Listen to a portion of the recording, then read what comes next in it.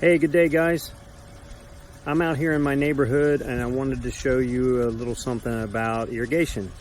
Since I'm working on a house here in the neighborhood, I thought I'd show you. Your systems will look a lot like this. Some of the heads may be bigger, some may be smaller, a little bit different shape, different size, something like that. But by and large, fundamentally at least, this is how they work. So let me flip you around here and we will, I'll show you what I'm into and how I'm going to fix it. Okay, so the way I located this is I turned the system on and I went through the irrigation zones and I heard bubbling of water underneath the grass, and lo and behold, I just chased down the bubbling sound and there's a head in there. It's kind of buried, it's kind of down in there a little bit farther than it probably should be, but over next to this one I found one that was broke off. I pulled on it and it pulled right out of the ground, so we'll walk over there and I'll show you what I've got. There's another one right in here that we're going to have to take out. You can see how crooked that is. That's not going to work, so we'll dig that one up later. So here's one that I've already got dug up. You can see the head itself is broke off in the ground. So I simply dug down and lo and behold, hopefully you can see that, is the stub sticking out there. See the white there at the bottom? That's the main line. That's where that pipe comes out and is stubbed out into the sprinkler head. So generally you can unscrew these by hand. It's a little tougher when they're broken off. So I got that fitting off, but I want to get that next piece out of there. So I'll come back and show you how we put this back together. Okay guys, you can see I got the fitting out of that. I got that all cleaned up for us to go back together. We'll try and make that as straight as we can when we get the head back on. This is the new sprinkler head. It's an 1800 series by Rainbird. And you can see it's adjustable.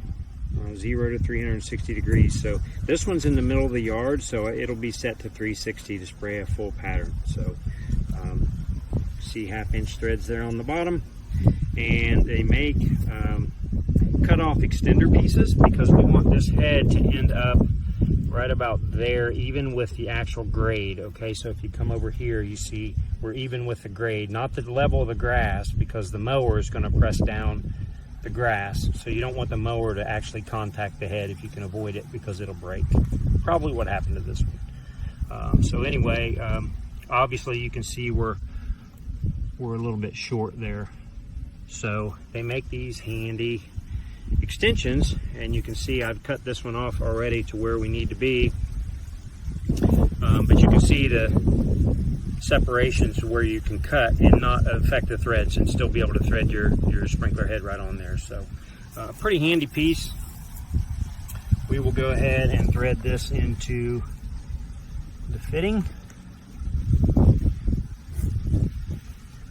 If I can get it to start straight. There we go. And then we simply take the sprinkler head itself, or the irrigation head I should say, and we'll thread it right on the top of that. And then, like I said, for these, there's no reason to do any thread seal, Teflon, anything like that. You just want to snug these up by hand. Doesn't really matter if they leak a little bit because it's irrigation, so it really doesn't make any difference. So nice and snug there, not too tight.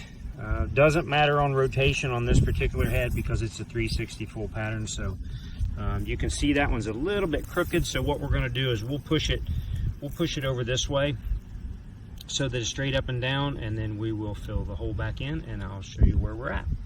Okay, all filled back in, and you notice that I left a little bit of room here on top, and the reason for that is because this concrete little protection ring, we want to make sure sits right in there like that, even with the top of the head.